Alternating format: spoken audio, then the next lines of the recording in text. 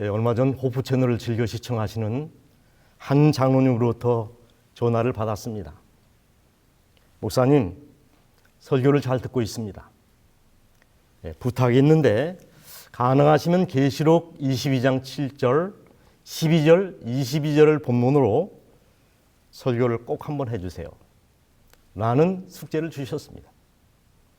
제가 전화를 받고 곰곰 생각해 보았습니다. 여러분, 우리가 식당에 가면 주인이 주는 대로 먹습니까? 내가 원하는 음식을 주문해서 먹습니까? 당연히 원하는 음식을 주문해서 먹습니다. 그렇다면 이 설교도 설교자가 하고 싶은 설교가 아니라 성도들이 듣고 싶은 설교를 해야 맞는 것 같습니다. 이 강도상의 상자는 밥상 상자입니다. 설교자가 일주일 내내 말씀을 잘 요리해서 안식일 날 이 강도상에 진설을 해 놓으면 이 성도들이 차려진 음식을 받아 먹는 것, 그것이 설교입니다. 그날 차려진 음식이 성도의 입맛에 맞으면 그날 설교는 성공한 것입니다. 이런 이야기가 있습니다. 어떤 목사님이 설교를 마치고 내려오니 그날 설교가 못마땅했던 한 성도가 목사님의 손을 비틀면서 한마디 합니다. 목사님, 오늘 설교 쭉 쓰셨습니다. 아시죠? 이 말을 받아서 목사님도 한마디 합니다. 맞습니다. 이 성도 중에 아픈 환자들이 하도 많아서 오늘 제가 일부러 죽을 좀 썼습니다. 장군멍군입니다. 어쨌든 좋습니다. 그 장로님께서 제게 제안해 주신 새 성경절을 제가 먼저 받들어 읽겠습니다. 첫 번째 성경절, 계시록 22장 7절 말씀입니다. 보라, 내가 속히 오리니 이 책의 예언의 말씀을 지키는 자가 복이 있으리라 하시더라. 두 번째 성경절, 계시록 22장 12절, 보라, 내가 속히 오리니 내가 줄 상이 내게 있어 각 사람에게 그의 일한 대로 갚아주리라. 세 번째 성경절, 계시록 22장 20절, 이것들을 증거하신 이가 가라사대 내가 진실로 속히 오리라 하시거늘 아멘 주 예수여 오시옵소서. 여러분, 이 세 성경절의 공통점이 무엇입니까? 내가 속히 오리라. 이 장로님의 재림에 대한 간절한 열망이 담겨져 있는 성구라고 생각합니다. 여러분, 내가 진실로 속히 오리라는 하나님의 말씀이, 예수님의 말씀이 우리에게 좋은 뉴스입니까? 나쁜 뉴스입니까?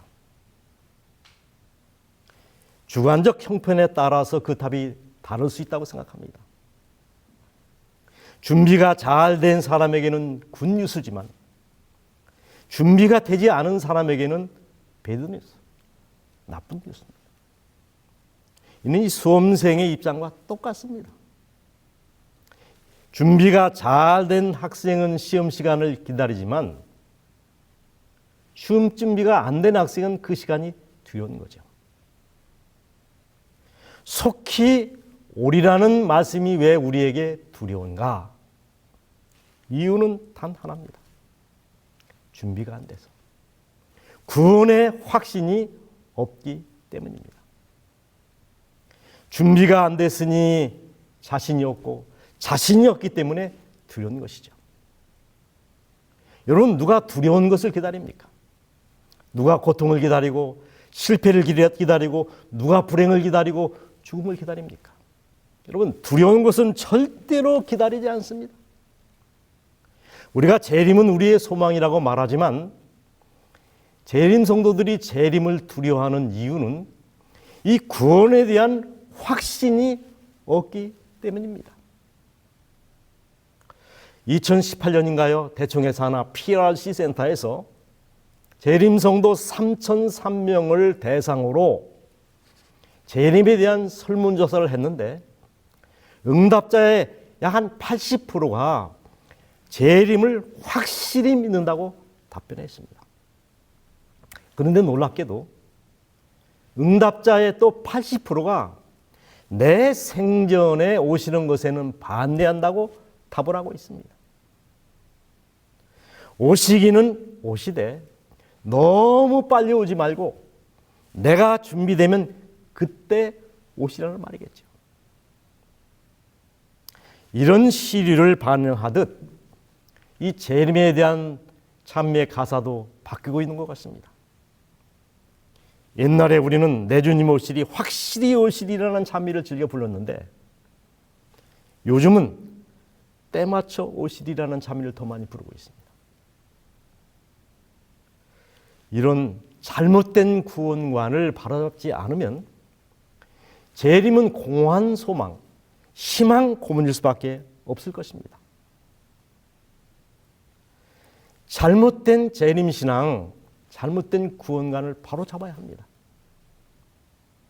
저는 그 첫 번째가 구원은 상태가 아니라 관계라는 사실을 먼저 말씀드리겠습니다.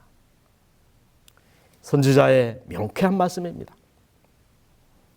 만일 그대가 오늘 하나님과 바른 관계에 놓여 있다면 그리스도께서 오늘 오신다 할지라도 그대는 준비되어 있는 것이다. 관계가 이만큼 중요한데 그렇다면 성경은 나와 예수님의 관계를 어떻게 말하고 있습니까?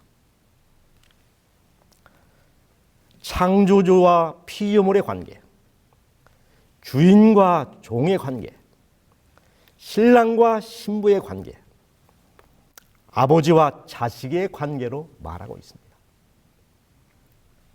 이 관계가 바르고 신실해야 구원에도 문제가 없다는 이야기입니다. 우리가 피조물로서 창조주 하나님을 제껴놓고 다른 신을 섬기는 것을 우리는 우상숭배라고 얘기합니다. 우리가 예수님의 신부로서 신랑 되시는 예수님을 제껴놓고 다른 사람을 사랑하는 것이 영적인 간음입니다. 그리고 우리가 자녀로서 아버지를 떠나 세상에서 방황하는 것이 탕자입니다. 이런 관계에 문제가 없다면 그리스도께서 오늘 오신다 할지라도 준비가 되어 있는 것이다. 제가 다시 읽습니다. 만일 그대가 하나님과 바른 관계에 놓여 있다면 그리스도께서 오늘 오신다 할지라도 그대는 준비되어 있는 것이다.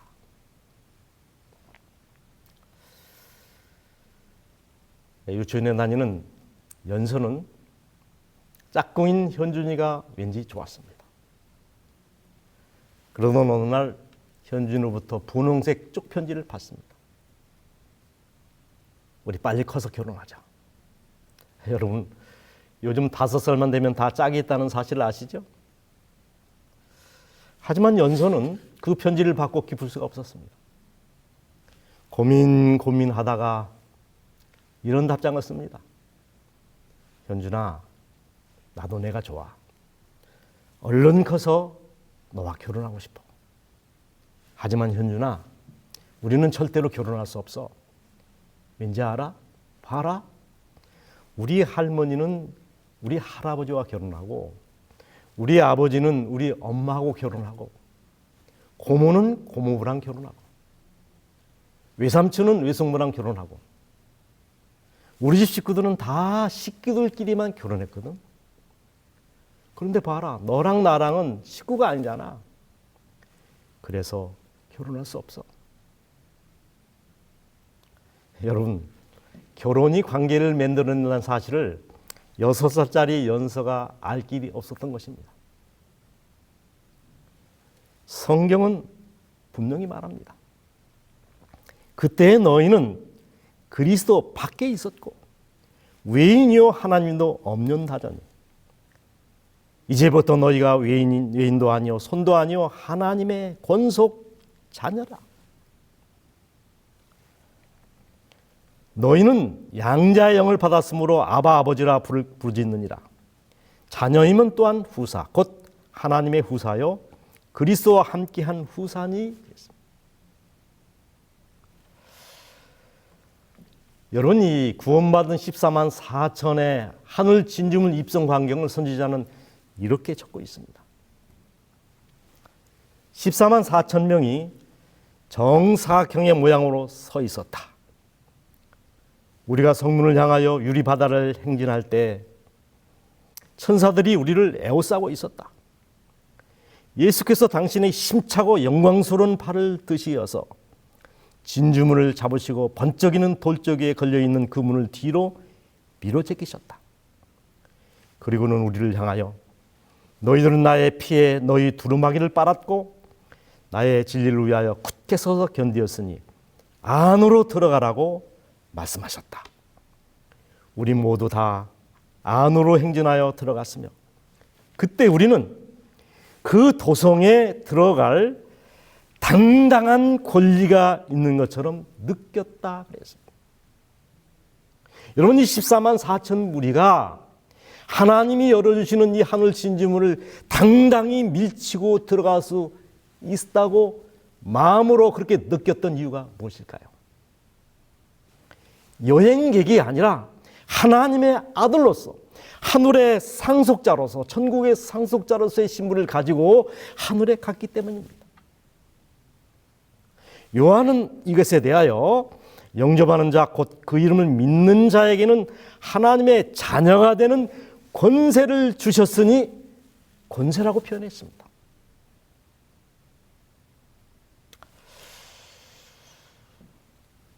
그리고 두 번째 잘못된 구원관.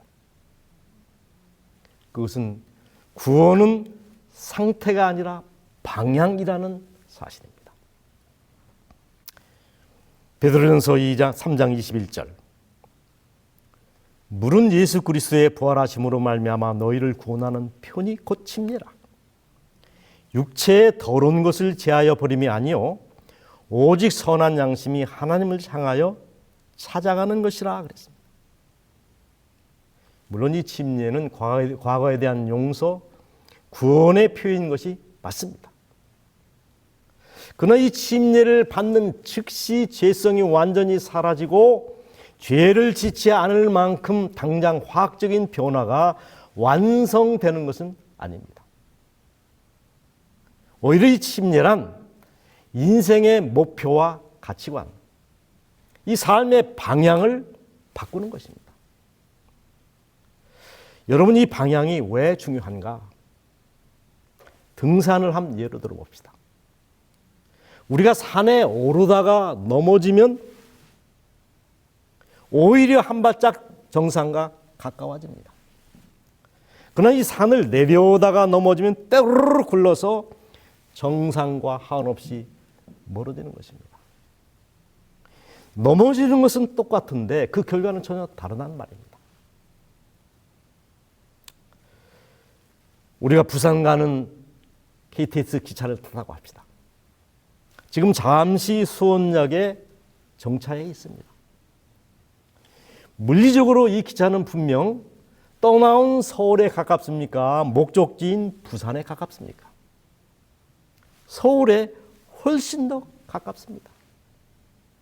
하지만 우리가 탄 기차는 반드시 부산역에 도착합니다. 부산행 열차이기 때문입니다. 방향이 그만큼 중요하다는 것입니다. 구원은 상태가 아니라 방향인 것입니다. 그리고 우리가 세 번째 자주 오해하는 한 가지 사실이 있습니다. 하늘나라는 죄가 가장 적은 사람이 가는 곳이 아니라 가장 많은 용서를 받은 사람들이 가는 곳이라는 사실입니다. 성경의 예를 한번 들어봅시다. 모세입니다. 유대인을 괴롭히는 애굽의 한 사람을 쳐 죽이고 시신을 땅에 묻은 사람이 모세입니다. 선생수배자입니다. 솔로몬 처첩을 1000명 이상이나 둔 패륜적 군주입니다. 삼손 여러분, 사사가 왜 그 모양입니까? 당장 사사 신임장 회수해야 되는 거 아닙니까? 특별히 다윗처럼 구원에서 아득히 멀어졌던 사람이 없습니다. 남의 아내인 바세바를 취하고 아무 죄가 없는 그 남편 우리아를 전장에 내몰아 죽게 하고 가족을 속이고 이웃을 속이고 하나님까지 속이려 했던 위선적인 인물입니다. 이 나단을 통하여 그의 죄가 들통나지 않았다면 이 다윗은 끝까지 시체미를 뗐을 것입니다. 죄질이 아주 나쁩니다. 여러분, 이 십계명의 중에서 이 다윗의 죄를 한번 비춰봅시다. 살인했죠, 간음했죠, 도둑질하지 말라, 내 이웃에 대하여 거짓 증거하지 말라, 내 이웃의 집을 탐하지 말라. 6제에서 10가지 계명까지 세트로 흠했습니다. 밧세바를 우상처럼 사랑했기 때문에 첫째, 둘째, 셋째 계명을 망라한 죄입니다. 다윗이 지킨 그 안식일, 넷째 계명, 그가 드린 제사 하나님이 안 받았을 것입니다. 그런 그가 베옷을 입고 이렇게 엎드려 고백합니다. 하나님이여, 주의 인자를 쫓아 나를 긍휼히 여기시며 주의 많은 자비를 쫓아 내 죄과를 도말하소서. 나의 죄악을 맑게 씻기시며 나의 죄를 깨끗이 제하소서. 주의 얼굴을 내 죄에서 돌이키시고 내 모든 죄악을 도말하소서. 얼마나 그가 간절히 기도했으면 그가 덮고 있는 요와 이불이 둥둥 눈물로 떠내갈 만큼 그런 기도를 드렸겠습니까? 여러분, 다윗은 이미 지옥의 문턱을 넘어섰던 인물입니다. 그런 그가 용서를 받았다면, 그런 그가 구원을 받았다면 우리에게도 희망이 있는 거 아니겠습니까? 하늘나라는 죄가 가장 적은 사람들이 들어가는 나라가 아니라 가장 큰 용서를 받은 사람이 가는 곳이기 때문에 여러분과 저에게도 희망이 있다는 거예요. 사람이 죽는 것은 죄 때문에 죽는 것이 아니라 용서받지 못해서 하나님을 외면했기 때문에 죽는 것입니다. 바다가 깊어서 죽는 것이 아니라 수영을 하지 못해서 죽는 것입니다. 그 증거가 되는 약속의 말씀. 우리가 세속적인 축복을 위하여 기도할 때는 기도의 응답이 지체될 수도 있다. 그러나 죄 용서를 위하여 드리는 기도는 즉각적인 응답을 받는다 그랬습니다. 어떤 죄를 지었든지 하나님 앞에 엎드려서 진실하게 자신의 죄의 용서를 위하여 기도할 때 하나님은 즉각적인 용서를 주신다. 응답을 주신다.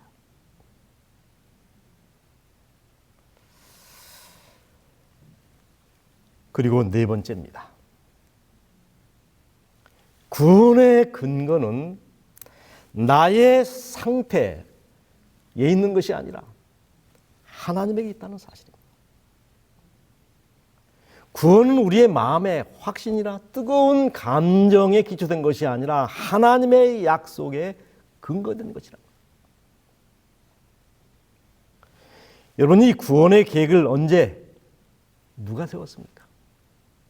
성경은 말합니다. 태초의 상고에 아버지와 아들과 성령 세 분이 모이셔서 인간의 구원을 위하여 논의하셨는데 그것을 평화의 의론이라고 이야기합니다. 그리고 언제 누구에게 발표했습니까? 아담이 범죄하자 즉시입니다. 사단이 사람들로 하여금 범죄하게 했으므로 구속의 경륜이 가동되었다. 그리고 언제 그것이 성취됐습니까? 예수께서 신포도주를 받으신 후 가라사대 다 이뤘다 하시고 머리를 숙이고 영원히 돌아가시니라. 여러분, 구원에 관하여 하나님은 한 번도 인간들과 상의하신 적이 없습니다. 이 구원이라고 하는 것은 신들의 하나님의 일방적인 계획이요, 일방적인 발표요, 일방적인 집행입니다. 그러므로 이 구원의 계획을, 그 다음에 구원에 대한 이해, 구원의 확신을 나에게서 찾으려 하면 안 됩니다. 구원의 근원은 하나님이십니다. 구원의 주체도 하나님이십니다. 그래서 루터는 이렇게 얘기합니다. 나를 바라볼 때 구원을 확신할 수 있는 사람은 아무도 없다. 그러나 십자가를 바라보면 구원받지 못할 사람은 아무도 없다 그랬습니다. 다섯 번째입니다. 이 구원과 재림 준비에 필요한 시간에 대한 여러 오해들이 있습니다. 자, 여러분, 여기 500억 년 된 절대 어둠에 갇혀 있었던 동굴이 있습니다. 여러분, 이 동굴을 밝히는데 얼마만큼의 시간이 필요할까요? 500년 동안 이 동굴이 어둠에 갇혀 있었으므로 그것을 밝히는데도 500억 년이 필요할까요? 아닙니다. 어둠을 밝히는 데는 똑딱 촛불을 켜는 시간, 어쩌면 1초면 충분합니다. 만약에 여러분 죄인이 구원받기에 필요한 충분한 시간은 얼마나 될까요? 십자가의 강도가 그 답이라고 생각합니다. 달린 행악자 중 하나는 비방하여 가로되 내가 그리스도가 아니냐? 너와 우리를 구원하라 하되 하나는 그 사람을 꾸짖어 가로되 내가 동일한 정죄를 받고서도 하나님을 두려워 아니하느냐? 가로되 예수여 당신의 나라에 임하실 때 나를 생각하소서 하니 예수께서 이르시되 내가 진실로 내게 이르노니 오늘 내가 나와 함께 낙원에 있으리라 하시니라. 절대의 죄인이었던 이 죄인이 회개하고 구원받을 수 있는 최소한의 시간, 저는 그 죄인이 누구든지 3초면 가능하다고 생각합니다. 아니 3초면 충분합니다. 예수여 당신의 나라가 임할 때 나를 생각하소서. 이 말을 할 수 있는 시간. 여러분, 제가 묻습니다. 재림을 준비하는 그 시간은 오래수록 좋다. 맞는 말입니까? 틀리는 말입니까? 여러분, 이 말이 사실이라면 그 사람이 죽을 때쯤 그 말년이 가장 거룩하고 변화되어 있어야 맞습니다. 꼭 그렇습니까? 그럴 수도 있지만 그렇지 않을 수도 있다는 것입니다. 여러분, 잘 믿다가 말년에 마음이 변해서 하나님을 부인하는 사람 제가 많이 봤습니다. 제가 이름만 대면은 많이 존경하는 어떤 목사님, 나이가 많이 드셔서 정신이 없어지자 이 도와주시는 도우미 권사님에게 그렇게 험한 욕을 많이 하고 돌아가셨다는 얘기를 제가 들었습니다. 물론 그 목사님이 망령이 들어서 그랬다고는 하지만요. 여러분, 재림의 준비는 시간의 문제가 아니라 믿음의 문제, 자세의 문제라고 생각합니다.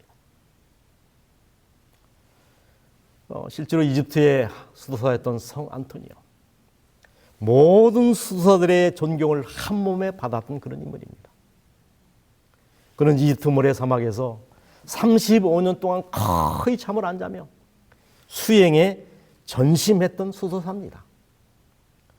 그는 매우 자주 금식하고 자기 몸을 고문을 넘어서서 학대를 하며 수도에만 전심전력했습니다. 그런데 여러분, 오랜 고행 끝에 그가 성질이 매우 괴팍한 사람이 되었다는 것입니다. 그렇다면 이 구원이라고 하는 것은 시간의 길이에 비례하는 것이 아니라 믿음의 깊이에 비례한다고 생각합니다. 자, 여러분, 구원이 이렇게 쉽고 구원의 원리가 이렇게 간단하고 구원의 길이 이렇게 확실한데 그럼에도 불구하고 왜 우리 마음에 이 구원의 확신이 잘 안 드는 것입니까?